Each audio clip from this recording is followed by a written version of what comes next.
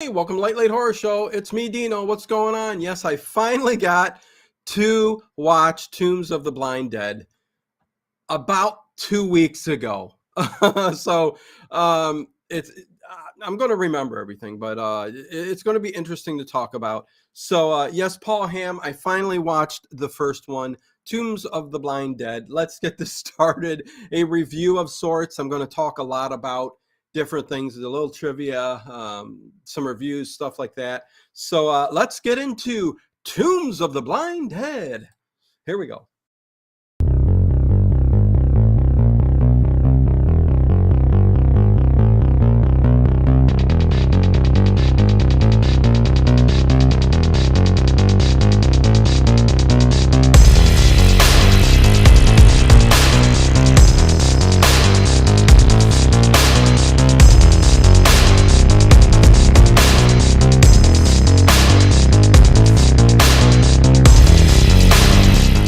Is it just me?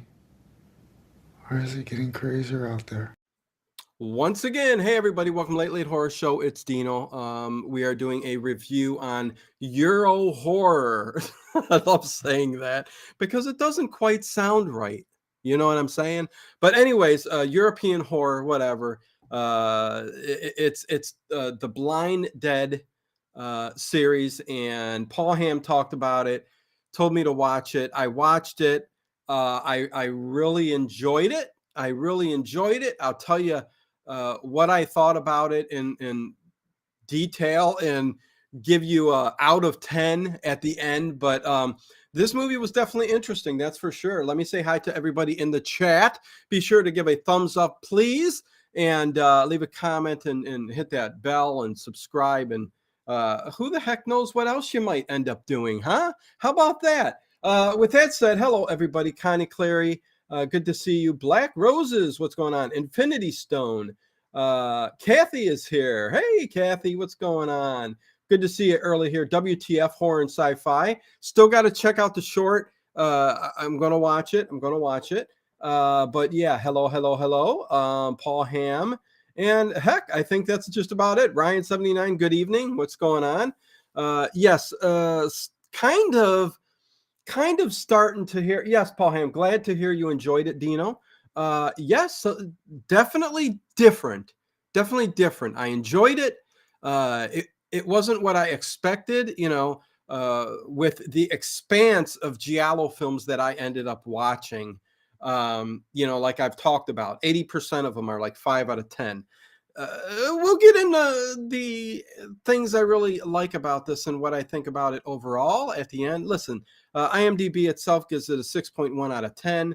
I might be like right around that number. We'll talk about that more at the end when I give a rating. But Dino, do you have water? I do not have water, but if I get desperate, I've got Horror Junkies Edgar Allan Poe beer to mess around with.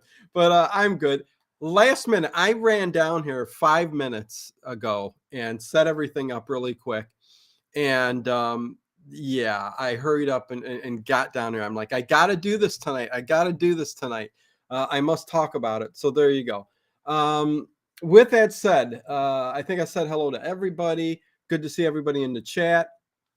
It gets a bonus for zombies on horses. Well, yes, Infinity Stone. But, it's interesting. Okay, Tombs of the Blind Dead, original title, La Noche del Ciego. I probably butchered that. But 1972. It is a runtime of an hour and 41 minutes. A lot of times you would say that might be just a bit long. It didn't seem long for me, even though this kind of movie is a bit slow paced. Doesn't take away from it. This one, some of the giallos, when they get slow paced and they put in like 15 minutes more than you need, can kind of get on you a little bit. But an hour 41 minutes kind of went by for me when I watched this movie. It's a lot more about mood and atmosphere, really, when you get down to it. So there is that. It is directed by Armando de Osorio. Listen, I'm going to butcher all kinds of names. I'm not going to say the writers. Listen, you guys can look up on IMDb, but what it is, what it is. But we got three main characters in this movie. Okay, we got Cesar Burner, played by Roger Whelan. He's the main male character in the film. We've got Lone Fleming, who is Caesar's, plays Betty Turner. No, doesn't play Betty Turner. Yeah, plays Betty Turner. It's Lone Fleming playing Betty Turner, and Caesar Burner playing Caesar playing Roger. Oh, anyways, and they have another friend that comes in that's a friend of Betty's, named Virginia White, who I'll start to talk about in a second. I'm just trying to get this down real quick. Um, Maria Silva. Ooh, Maria. Anyways, the storyline. It's in the 13th century. There existed a legion of evil knights. Basically, the Knights Templar. Okay, the Knights Templar doing evil back in the 13th century. Who quested for eternal life by drinking human blood and committing sacrifices. Uh, Executed for their unholy deeds, the Templars' bodies were left out for the crows to peck out their eyes, which is why they have no eyes. Now, in modern day Portugal, a group of people stumble on the Templars' abandoned monastery up in the hills of this village or whatever you want to call it, reviving their rotting corpses to terrorize the land. What I'd say about this, let's see. Paul Ham also recommended from Armando the Lorelei Grass, the Night of Sorcery. Listen, I'm going to check them all out. Definitely. CM, what's going on? Good to see you. Good to hear you. Ethan Terrell, hello. Maggers 12, hi, hun. Hello there. Good to see you. Yeah. So basically, this is about the Knights Templar, and whether they're zombies or a mixture, it's a different take on zombies. I mean, you would call them zombies because they're dead, rotted corpses with no eyes. They're the blind, in the ground, and only come out, I guess, when disturbed. I don't know. In the 13th century, when they did this sacrificial type thing they did, and let me explain it to you. At the beginning of the movie, they show you this. Hey, Night Fright Talk Show.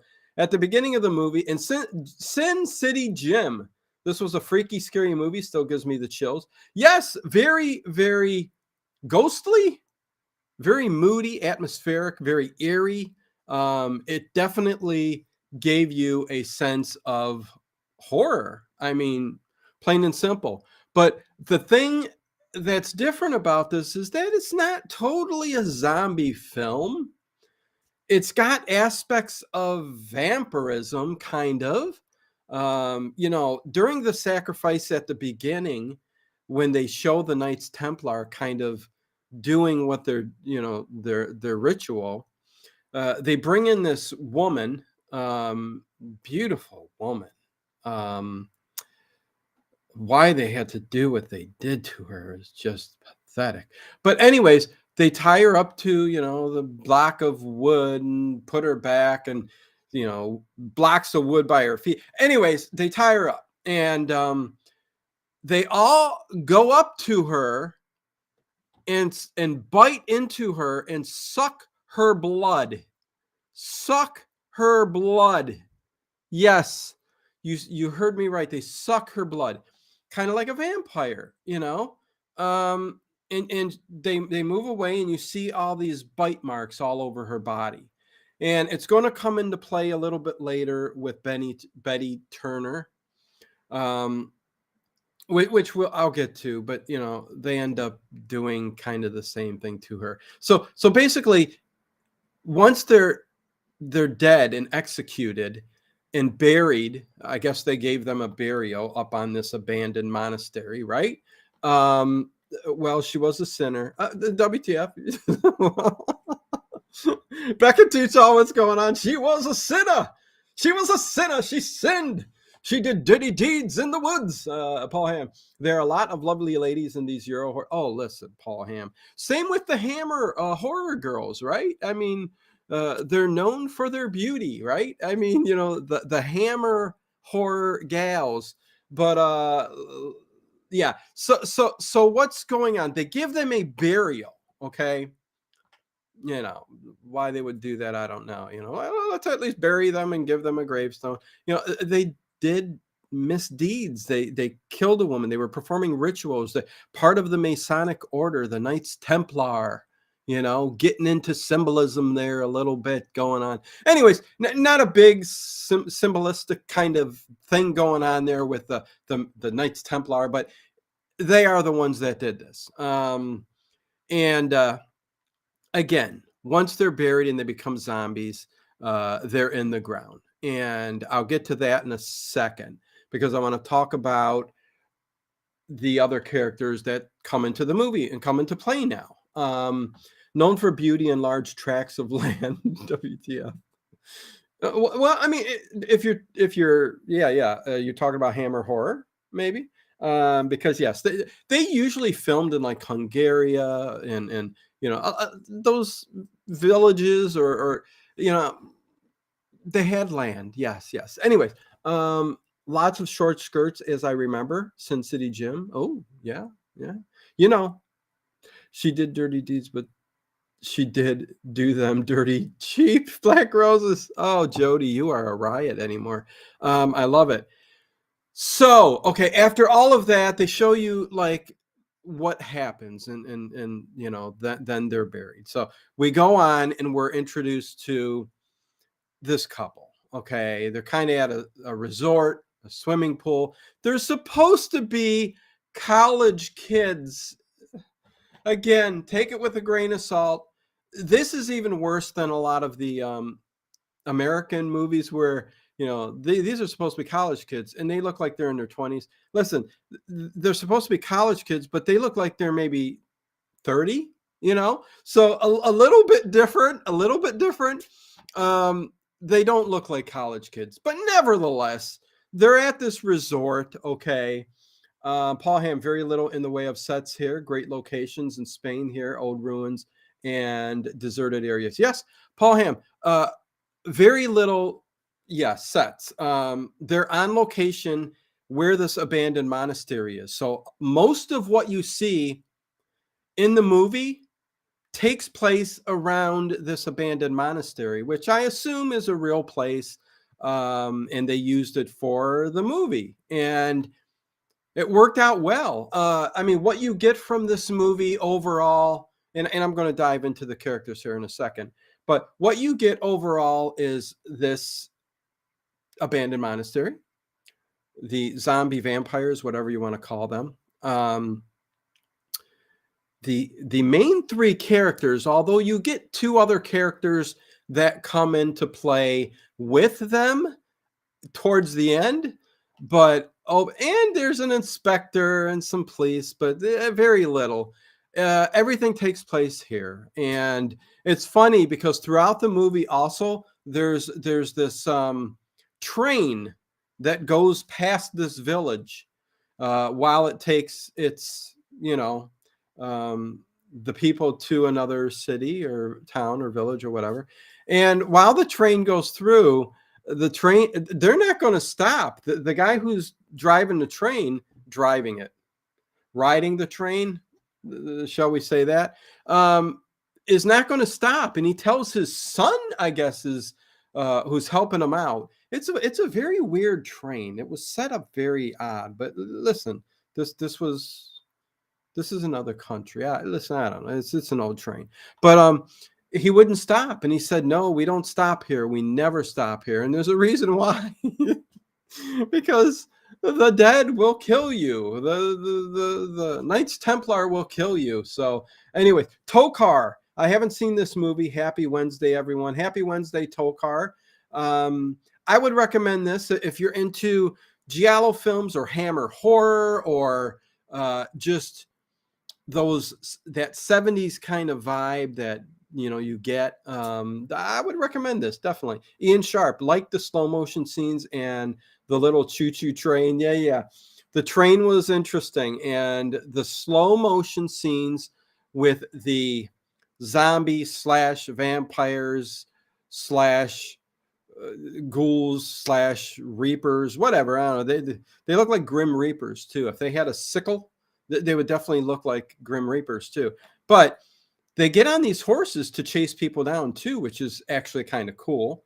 And they do it in slow motion, kind of as they're chasing their victim, and it really does add that moody, atmospheric effect to what's going on. It is very well done. They did a very good job with that. And listen, I've seen this 2 weeks ago too, so if I wait more than 2 days, I start to forget stuff. But I should be I should be good.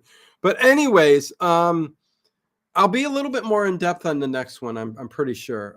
But I am gonna talk about some trivia and reviews also. But okay, so we got Betty Turner and Roger, who are at this resort swimming amongst all the other college kids, okay, in the pool. Hey, Martin Wright, what's going on? Good to see you. Zombies on horses. Yeah. Again, I mean, listen, I guess we can call them zombies, right? But, they seem a little bit more than just zombies. They attack a victim like Betty Turner. Betty Turner and Roger. Okay, again, they're at the resort. They meet up with, she sees from across the way her old friend from maybe high school or childhood, Virginia White. Okay, and she comes up to her and they're hugging and going, "Hey, oh my God, what's going on?" And I guess they didn't have the best relationship when they were younger. Not that it matters, but they're getting along now and they're talking. And then here comes Roger. Roger comes over, right? And they're going on a trip. Betty and Roger are going on a trip. And Roger says, "Why don't you come with us?" And Betty gets upset. I mean, of course she's going to get upset. That's her beau, her boyfriend. And he says, "Come on, nah, come on, you won't be intruding. Come on." Immediately Betty's upset, of course. So anyways, they get together, they get on the train. They're kind of like, she falls in his lap when she's going up her luggage. She's not flirting, but he's like, "Oh, hey, oh," and Betty sees this, so she's just upset over this whole thing. And they're on this train that goes through this village, and she starts to get pissed off about it all and runs back to the end of the train. He asks what's going on. She asks what's going on. Basically, she takes her stuff and she jumps off the train. She jumps off the train right smack dab where that abandoned monastery is sitting up on the hill. They were more than friends at school, actually. Oh. Yes, Paul. Yes, I didn't bring that up, but yes. They were more than just friends. The two women, they were more than that. Not flirting, sort of. Yeah, no. Listen, yeah. I don't think, cared too much about Betty. He was just a horny guy looking to, listen, I don't know. But she jumps off the train with her backpack and basically it's just a backpack, the camp. And she ends up walking up to this abandoned monastery. Three's a crowd. Po girl shines. What you doing? Good to see you. Again, wanted to get this out of the way, you guys. Better content coming up in the future. I don't know what more to say. But thank you guys all for being here. Please make sure you hit that thumbs up button and all that good stuff, please. Thank you. Much appreciated. I do got a horror stream tonight of Weird Circle, stream number 3. The rest of these shows for tonight it's going to be the third and last stream of the Weird Circle. They're all fixed up. They sound beautiful. It's going to be a good night. I've been doing that for you guys, making things sound a lot better. No hissing, no low noise, stuff like that. So a night of horror tonight. So turn off the lights, listen, and enjoy. So there you go. So the conductor warned her about the undead and she jumps off the train. Well, no, he didn't warn her. He didn't warn her. He was basically telling his son that we don't stop here. So he let her go, knowing what probably would happen, the train conductor. So he knows what's up. You know what I mean? And towards the end of the film, you kind of see, well, I'll tell you about it. But so she goes camping. Hey, Bent Straight Jacket. Hi, great news. What's the great news, Bent Straight Jacket? So she goes up to the abandoned monastery and she's going to spend the night there and camp out. So she's knocking on doors and stuff like that to, see what's in there and stuff. And it's all run down, wood is rotting and all that. But she finds this little area. It's an area because, listen, everything's just decrepit. And she decides she's going to camp out there. So she unrolls her sleeping bag right on the hard ground. There is a little pit where you can build a fire kind of set inside of the wall, and she kind of lights it and starts a fire for herself. The way she did it, it certainly wouldn't have stayed lit all night long or anything like that, but good film apparently. Slightly above average. That's what I will say. I'm not giving this no, oh my God, praise, but it's slightly middle of the road, a little bit over and above that, if you know what I mean. 6.1, that's somewhere around what I'd give it. You know what I mean? I enjoyed it thoroughly for what it was. So Betty, mad at those two end up going to the resort even after they see her jump off the train. He doesn't jump off the train after her. They decide, Virginia and Roger, to go to the resort in the next town that they were going to. From there, they get a horse because they were expecting her to either go home or come back to where they're at, but no, she didn't. So they got on horseback, went looking for her. Anyways, Betty's there, and as Betty's there and she's camping out, and she even puts on her pajamas out in this abandoned monastery, which was so odd, but I'm like going, okay. And she brings out her little radio and she gets a radio station and playing music, smoking her last cigarette, before she's going to bed. But I guess what happens is, hold on, Martin Wright, I just saw something so weird and scary from the BBC in 1972. Still shocking. How do I share?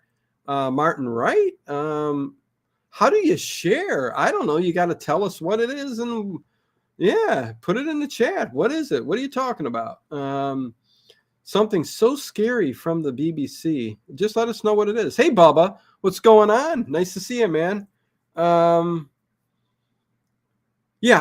the future, I think I'm going to be getting doing these with a co-host and stuff like that. So we shall see. But anyways, the smoke that she's burning, I think, is what they were alluding to. Kind of, you see some fog, or if it's the smoke from what she's burning in the graveyard area of the monastery, kind of wakes these zombie vampiric type, whatever, these zombies, let's say zombies, up, and they come out of the ground, and they slowly, the ones that are walking are like the slow zombies. They're just very slowly moving towards where she's at.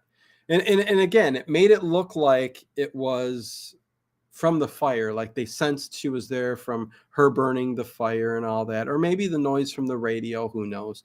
If how they kill their victims when they come to this abandoned monastery, maybe it's just from hearing the noise, sensing that somebody's there. I don't know. Who knows? The nights hunt by the sound of a person's heartbeat. Oh, yes, yes. Paul Ham, thank you, thank you, thank you. So yes, there you go. Answered the question. Uh, they are the blind dead, so how they know somebody's there is just by hearing the heartbeat. Uh, and how you slow your heartbeat down to where you can't be seen, which they try to do a little bit later on. Got to be hard to do. You can't be you can't elude them unless you're far enough away and they can't hear the heartbeat. But yes, the heartbeat, the pounding of the heartbeat, because it's the sound that they hear and they go towards it. But the slow walking zombies, and again, very cool. They, with the gray burlap type sack over them, they look like a Grim Reaper. Some of them even have the long hair on them still, that comes down like the beard, but you see the skeleton type face. Very well done. The makeup for the zombies are very, very cool and very well done. That's for sure. Do they sniff? Well, they listen to the heartbeats. You saw one of the BBC. Oh, geez. BBC noises are scary. Oh, God. Oh, girl, you're wise. Anyways.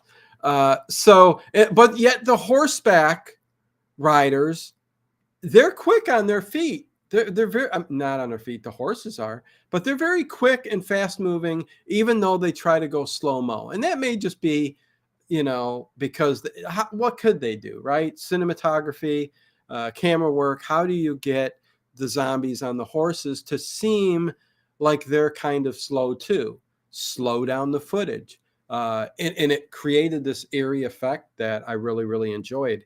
But they do go a little bit faster and they chase their victim. And you could see the horse running fast, no matter how much they slow it down. How does your zombie smell? I don't know. It has no nose. Very atmospheric film. Yes, Sin City Jim. The horses are dead as well. Yes, yes, Paul Ham. Yes, but very quick. The horses are dead, but very quick. And that's just probably because they couldn't really do anything but do slow motion, right? Word on the street says it's going to be a good show tonight. Yepper, Weird Circle, all fixed up audio, all sounding great. It's like the $6 Million Man effects. Yeah. Slow motion effects. They may not sniff, but I bet they smell. Well, I don't know. It looks like most of what their skin and listen, there's probably no organs.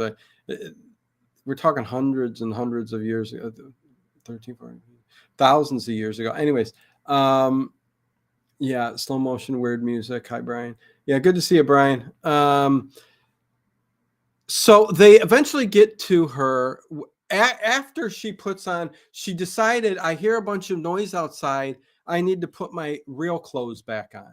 So she puts her jeans, her shirt, buttons it up, and is peeking around. And that's where you kind of get the chasing of the zombies, chasing her, her trying to elude them, going up, even these steps that are broken and just rotting away, wooden steps.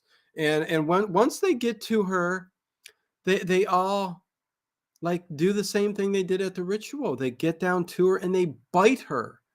They bite her. A bunch of bite marks all over her body.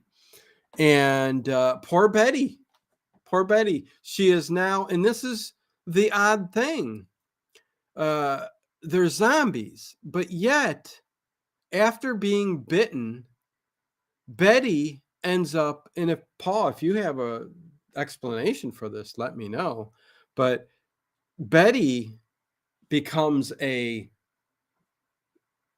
zombie herself, or vampire zombie, or that's why I keep saying vampire zombie, because she becomes one of them, but yet she's not rotted or nothing, but she immediately becomes this living dead, just from the bite marks. So are they infecting her with some kind of things? Is the magic that they performed back in the day allowing them to kill and resurrect and build an army? I don't know. It is something that I was a little confused about. Donner Pass Whiskey, what's going on? Good to see you. What did you say here? Work just dropping in to say how beautiful and sunny. Yes, it was very, very nice outside. Under the floorboards. Ouch. Thank you, Connie. Like a ritual.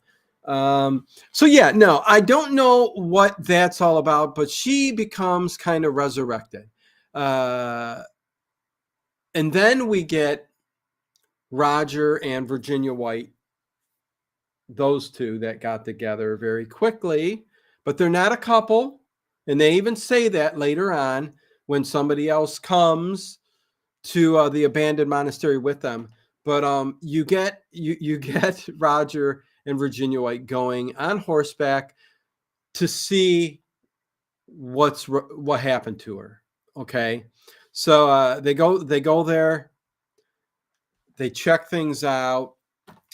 There's a call to the police too, I think, by them to go check out where Betty was last seen, and the inspector or police officer, they're there at the abandoned monastery when Roger and Virginia White get there, and they end up just saying that there's nothing here, there's nobody here, although they do find Betty's stuff on the ground. So Roger and Virginia. So anyways, that's when they end up coming back after they hear the news that very close by there's some kind of gangster guy. I don't know, some kind of gangster who, I looked at him and I'm like, he's got this whole like beach area close to where the abandoned monastery is, where he does his smuggling or whatever else you would think, or fishing. They leave him alone, but he does his thing there, and he's some kind of criminal. I don't know, but he's a womanizer, and he's a tough guy. And you look at him, and I looked at him, and I'm like going, they miscast that one, right? Anyways, Paul Hamm, Betty comes back as a zombie, but no other victim in the Blind Dead films does this. Not explained, but maybe she was possessed, says Paul Hamm. Okay, so there's an explanation, as good as any. I always take Paul Hamm's. Listen, he's always got great stuff to add, especially in this genre of films, or any for that matter. But yes, possessed. I mean, you say nobody else in the Blind Dead series comes back to life like that. So maybe it was just something they were tinkering with, and they said, this would be interesting, because she does later on go to where Virginia White works, which is this kind of like this factory that has mannequins and mannequins again. A lot of giallo films with mannequins in it, but she's basically walking around like Frankenhooker. You know, she looks like a zombie, but you could tell it's makeup, and she's got the shirt cut off, and so I don't know. It's very odd, but she's after her, and yeah, it's just it is what it is. Smuggler, Ian Sharp, yes, smuggler. So Roger goes there, and Virginia White, to talk to this guy. Oh my God, what's his name? We'll call him the smuggler. Listen, I'm at this point.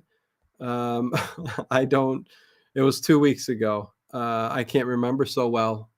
But the smuggler comes back with them to the abandoned monastery, and he brings his girlfriend with him too, who's, she's one of those women. She's walking around, and she's his lover, the smuggler, but yet she's nobody's woman. She's, I'll do whatever I want. So I mean, interesting dynamic there. Betty goes to Virginia's after attacking that creep at the morgue. Yes, we can't forget that. Thank you, Paul Hamm, for bringing that up. During the autopsy, well, not autopsy. Listen, there's an autopsy type coroner, wherever the police take the dead bodies. they're all different everywhere across the country. It's where the coroner's office is where it would be here, but they take her there. And in a lot of giallo films, this is what happens too. There's always a creepy guy doing the autopsies or with the dead bodies, like very pervy or very just creepy. And he's got this little frog in a vial thing too. He's just creepy. And Betty's on the table, and that's when she ends up, her arm comes off, and that's where she reanimates or wakes up or whatever. Not reanimates because she's still a zombie, I guess. I don't know. But if you want to see this film, he's an interesting character, but you see him only for a short period of time, and very creepy. Anyways, I think my wife might be a zombie. Well, she looks at me a bit weird after I come home from the pub with no snacks. Martin Wright. Yeah. Ian Sharp, a tough crew. Yeah, he's a smuggler with a tough crew on the beach. And if it was a cop, they had all their guns and everything, weapons out, but he was a nobody. So he's like, don't worry about it. Don't worry about it. But the smuggler is the son of the historian who tells Virginia, yes, Virginia and the dude about the legend. It was Paul Ham. Come on the stream and do the review with me. Listen, I don't know, Paul. It's a shame you can't get on at least even audio. I'd have you on in a second, but let's see. But every time I do that, I think I've reached out a few times, and I don't think you're just not comfortable on it, but that's okay. That's okay. I mean, I could drop the link here right now, and you could come on for a few and talk about it. But anyways, the smuggler is the son of the historian. Yes, they also go to the historian at one point and ask him about the legend of the blind dead, and that's where they find out about what's going on there. And not to wrap, I want to kind of wrap it up because I want to get to some reviews, talk about some trivia on the movie too. But very pervy, LOL, right? Yes. But what he ends up doing is they end up going back, and they kind of get trapped with the smuggler and his girl, and Roger and Virginia White. They're in the same place that Betty was camping out at, and the dead arise again, and they're running. Basically, they end up going around. Spoilers. Listen, I don't know. It's an old movie. We can give spoilers, but they start to pick off and kill one at a time, each of them, until, and I'm going through this real quick now, until the last one alive is Virginia White, the girlfriend of Betty's, who came along on the trip. And so you can call her kind of the final girl, okay? And what ends up happening is, they start chasing her. And there is one scene, like when Paul was talking about the heartbeat. She remembers that, and she's trying to slow it up and calm down and slowly maneuver past them. But once she gets outside and she starts running, and she's trying to run to where the train is, just as far away from the abandoned monastery as possible. And she gets there, and again, falling down. They're basically right there with her. And she crawls up onto the train where the coal is up on the top. And the zombies end up going, because the train conductor and his son stop this time because they see that she's right there. How can we just abandon her? She's right there running to us, right? Virginia White. Sometimes if you can smuggle them in. Okay, so they get on the train, or she gets on the train and the cop, and then the zombies climb on the train once they do stop, which if they wouldn't have, they would have been all right. But they go in and evidently take care of everybody on the train, and they all get killed. They don't show it, but you hear screams.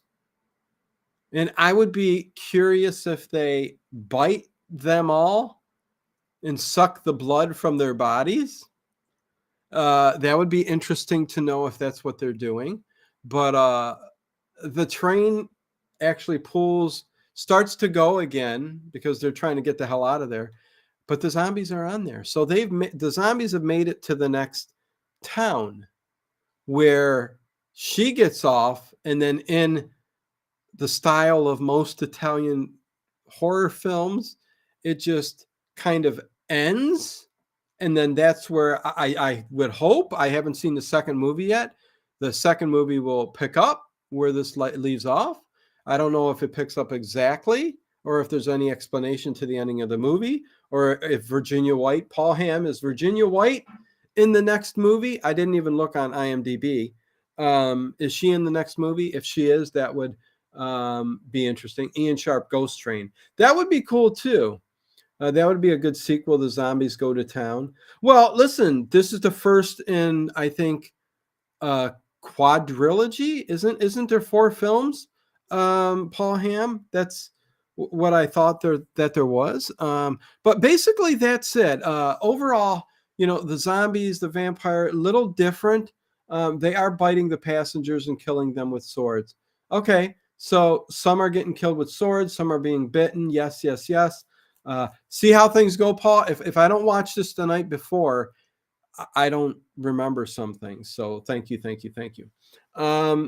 But it's still good to talk about the film. I'm glad I was able to start talking about this with you. I thoroughly enjoyed it. It's an hour and 41 minutes. Like I said, it goes by smoothly. Even though slow paced, it seemed it was over like that. So I did really enjoy it. Oasis of the Dead, Ship of the Dead, part of them. I'm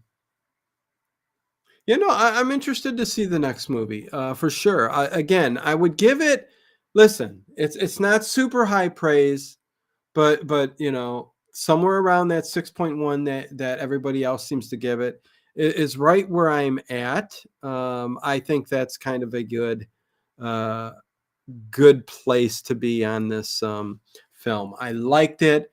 The zombies, the best part of it was that at the monastery, which most of the film kind of took place there anyways. The rest, the characters, they are what they are. They were okay. They played their parts that they were supposed to play well. But yeah, just a different kind of film, a little bit of a different kind of film. Hey, Rosalia Zarita, what's going on, Rosalia? Good to see you. The Ghost Galleon features the blind dead on a ghost ship attacking people at sea. That sounds cool. Oasis of the Dead and Ship of the Dead are not part of the series. Paul Hamm, there you go. The Ghost Galleon. So anyways, I'll find out on the second film of the series. So that is what's going on. So I thoroughly enjoyed it for what it was. Good to have you here, Rosalia. Talking some Euro horror. I pretty much just went through the film now, kind of haphazardly. I apologize. I just wanted you to hear my thoughts after watching it a couple weeks ago. I should have got right on it the day I watched it. I might have been a little bit more enthused, but listen, overall, better than a 5.10, right? 5 out of 10. So it's interesting, some of the trivia on this too. And this makes no sense whatsoever either. You got to hear this. Some distributors in the U.S. recut and released this film, released this film with the title Revenge from Planet Ape in an effort to capitalize on the success of the Planet of the Apes, 1968. A prologue was added in this cut version to make a connection, though dubious, between the two films.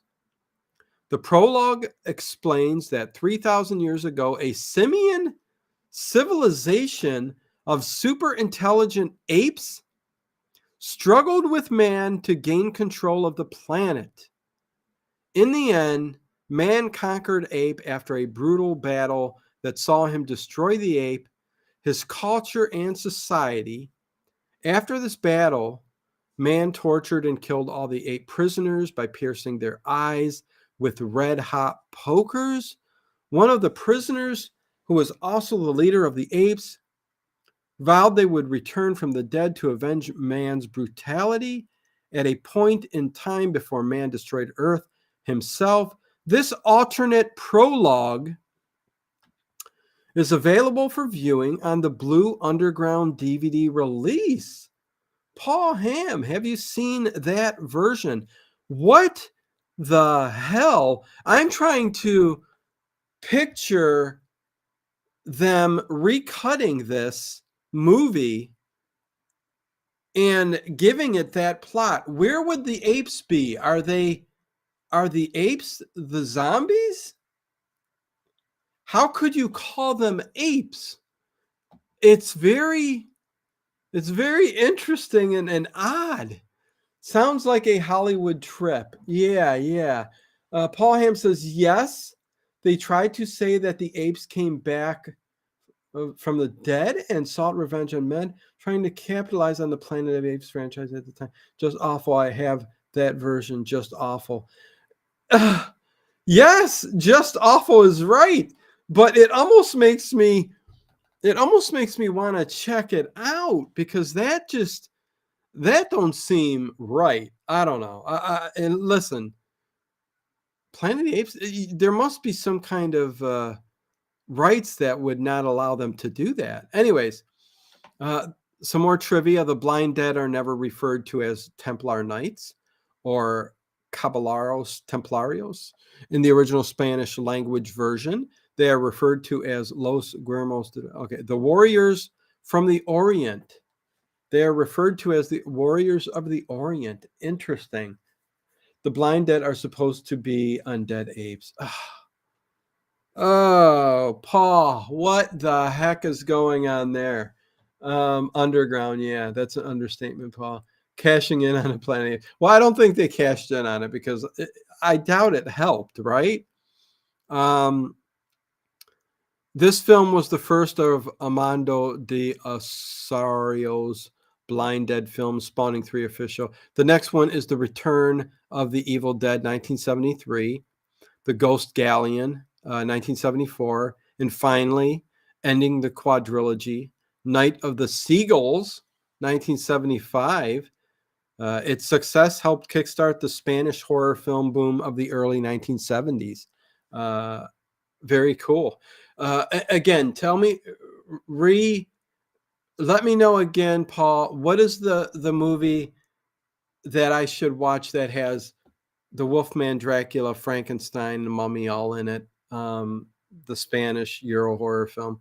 Let me know again. Let me write that down, because I need to be sure I see that. Did they recut a Star Wars version too? Is it? Yeah, wouldn't that be funny? Not at all. Let's see, anything else interesting here. The film was an influence. The Blind Dead Knights Templar villains were unofficially resurrected. Directed by the film was an influence on Mansion of the Living Dead, 1982, directed by Jesus Franco.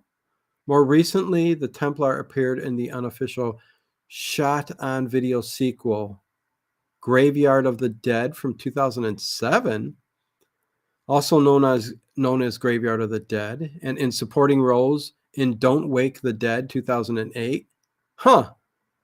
And Unrated the Movie, 2009. 2 films by German director Andreas Schnaas.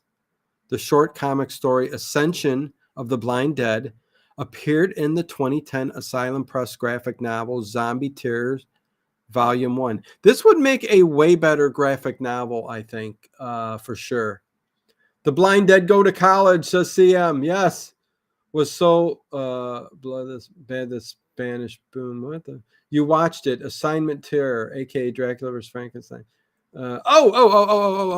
Okay, thank you. Oh, Paul, I tell you, man, I tell you.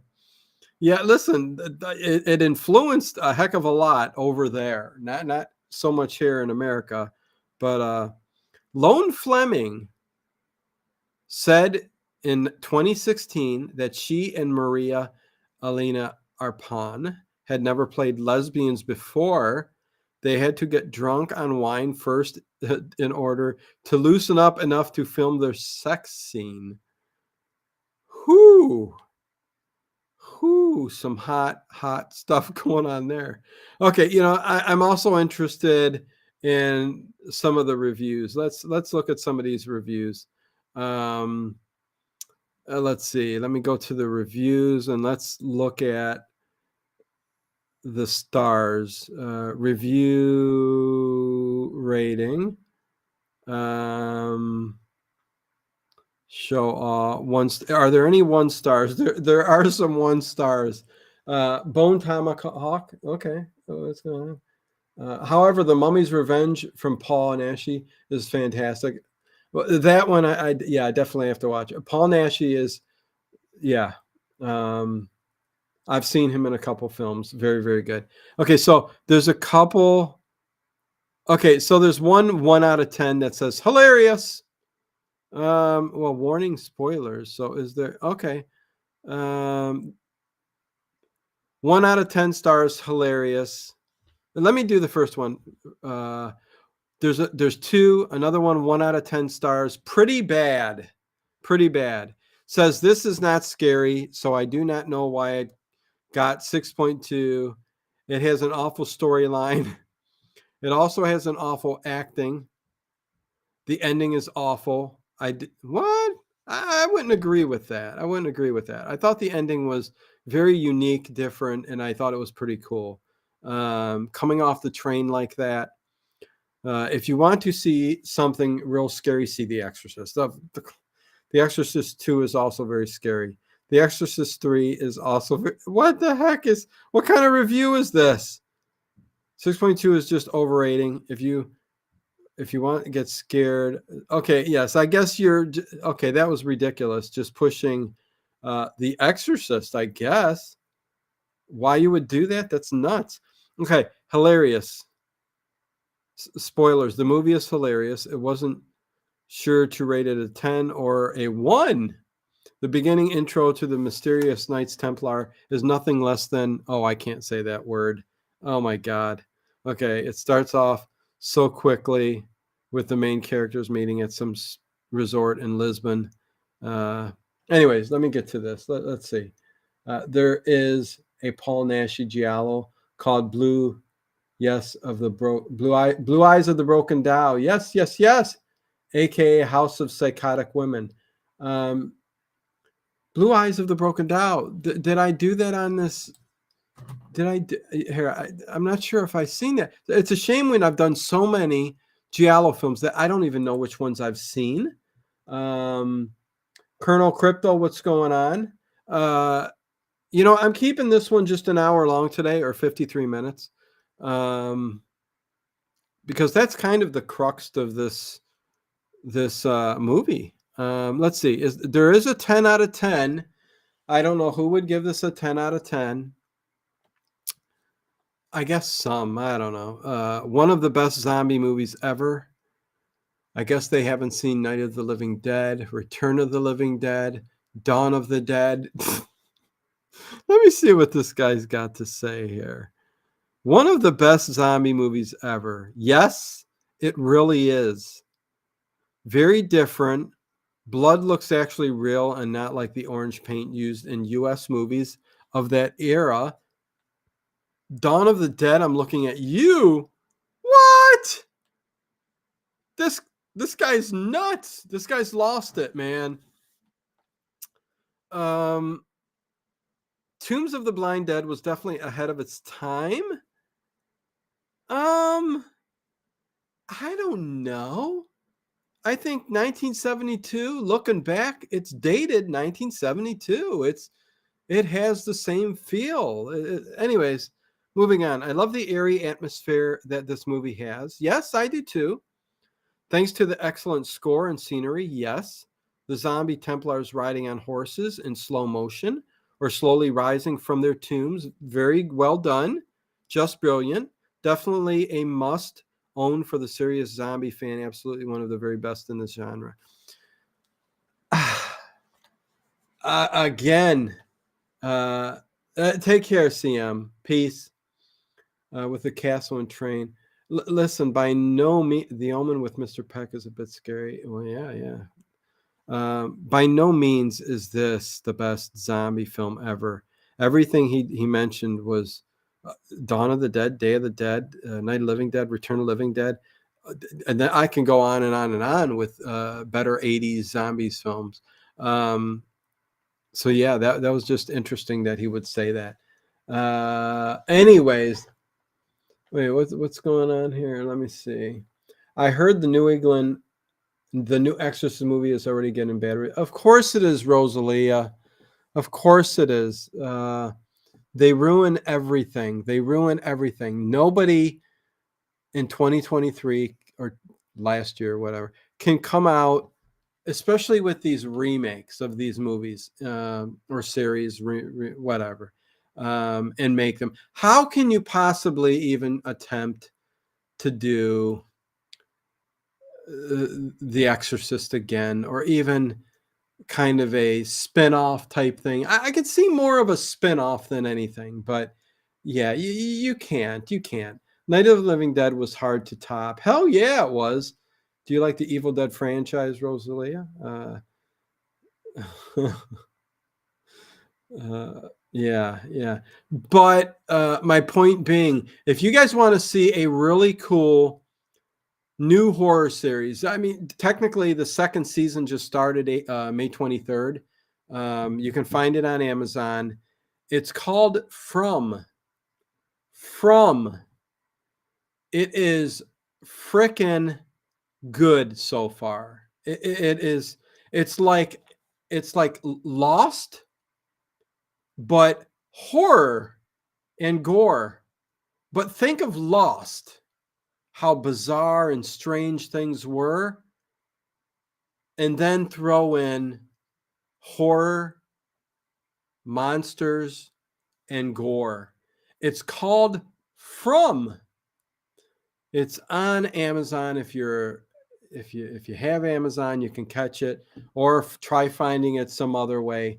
But if you haven't seen that yet, 100%, it's something new that's different, and I am 100% on board with the series and seeing it through.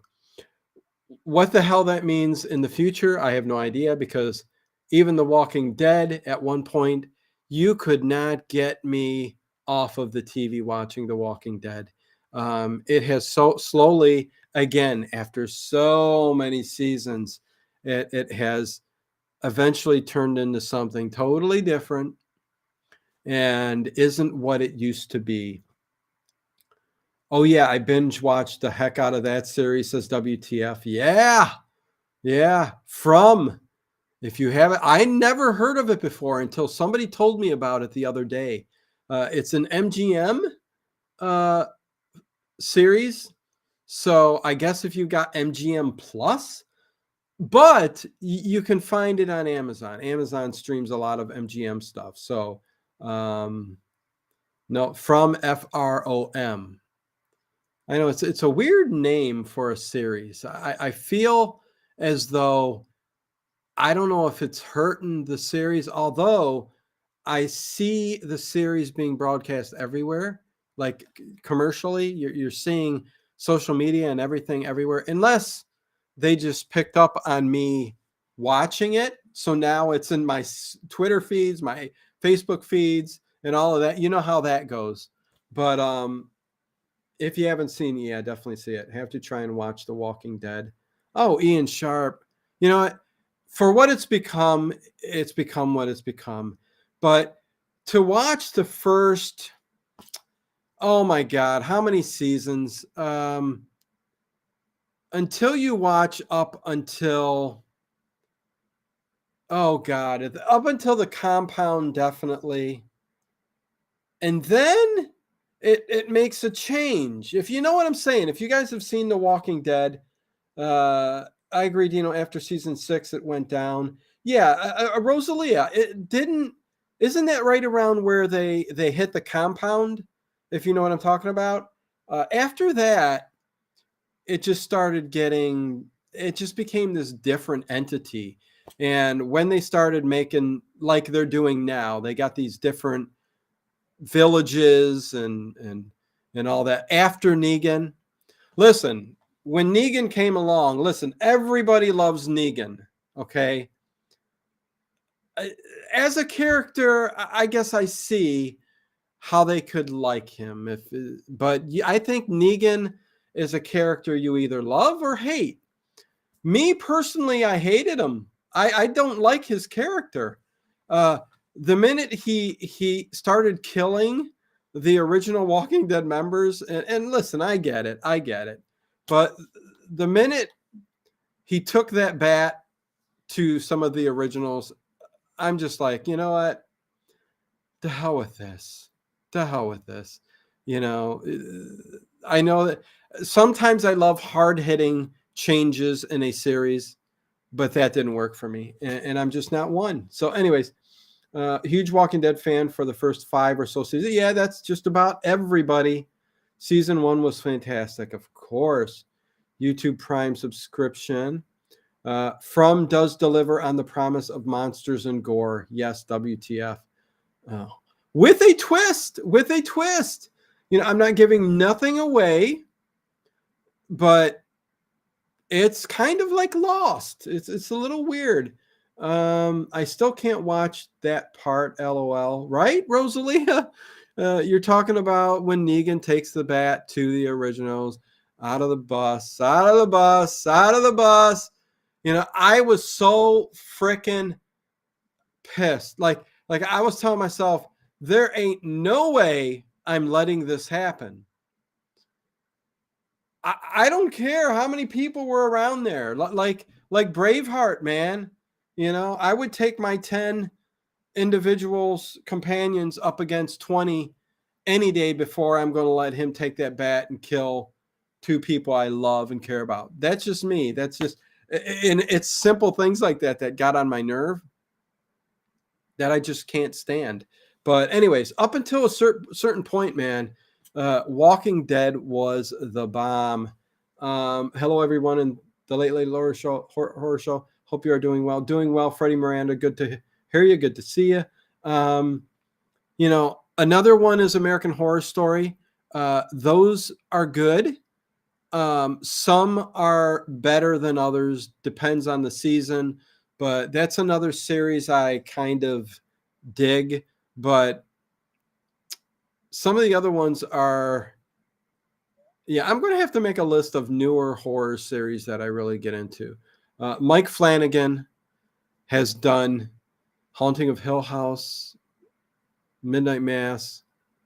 The Midnight Mass, if you haven't seen that, it's one of my favorite, and it's just a series, a season, and it's done, and I love it. It's one of the best. Anyways, a lot of series just go on too long. Oh yeah, listen, Walking Dead is, and then they put a spinoff, Fear the Walking Dead too. Yeah, you know, I could keep going on, but I'm going to stop. Again, hopefully in the future I can bring on some better stuff for you guys. I should definitely be getting more than 16 live viewers, so I'm going to be restructuring a lot of things on the channel. You know, need some changes. Not the overnights. We're always going to have those, but these 8 o'clock stints, something needs to change. I'm not pleasing everybody. So when that happens, you need change. Trivia definitely on Saturday nights are well, they're doing good. People like them and enjoy them, but the reviews and stuff like that, there's going to be some changes coming up. because I'm too much of a perfectionist to have to kind of see what's going on. Listen, I know you say I'm doing great, but listen, changes need to come. Need to up the game and need to bring on better content for most of you guys, because the ones other than you guys who are here look to see what I'm doing and just pass very quickly. That's just the way it goes. And when you see that, it means you're not doing what you're supposed to be doing. And I'll admit it. I'll admit it. The streams are a little lackluster at times. There's a reason for that, because I've got so much that I'm doing on a daily basis every day that it's hard to really put together that, kind of thing, that people are attracted to and love to come back to every time. Listen, me and Ginger had a great thing going. She didn't want to do it no more. What the hell can I do? When you got something going with somebody who really has a good vibe with you, it's hard to find that person who kind of fits together like two gloves. You know what I mean? And you can bounce things back and have fun and all of that stuff. And I just hit a level to where I'm just, and it happens. It happens. You have ups and downs. Dino's turning into a werewolf. What's going on? Yeah, Tales from the Dead was good though. Like Tales from the Crypt. I remember that from the Dark started creeping me out when I was young. Midnight Mass was sort of short, but one of the best things I've seen in the past decade. How about that? That's saying an awful lot. Am I turning into a werewolf, Rosalia? You ever think of taking a couple of nights off a week? 7 days a week is a lot for anyone. Ryan, if you knew the ins and outs of YouTube, and in order for me to bring the content that I do to you, you guys know what I'm talking about, overnights, I need to have this kind of content every single night. I just do. And yeah, it gets a little stressful and it shows sometimes. So, but working on things and looking to up the game and get a little bit more professional again and have fun. So there you go. Yeah, listen, I miss her too, Ben. Straight, but moved on. I don't know what more to say. Yeah, I mean, that's all I'll say. With that said, you guys, I'm going to end the stream a little bit early, and hopefully you got a little bit out of that. And what am I going to see you next for? Not sure, but I know that there's going to be some kind of trivia, caption this, or wrong answers only. I think wrong answers only, or name a giallo film. I think we might do that again with different kinds of themes on Saturday. So that's going to be fun. Dino, love to your family. Thank you, Kevin. Appreciate it. It's hard to find people with your same type of chemistry. That's life. Yes, yes, Freddie Miranda, you got that. You got that straight. I get where Dino's getting on what he does. Yes, yes, yes. Changes are necessary sometimes. Yes, yes, Rosalia. If you don't change with the times and YouTube, it's, you got to keep the channel fresh and you got to keep changing and you got to see what hits and what misses, and the things that miss, you got to get rid of them and you got to come up with different stuff. So, stay tuned.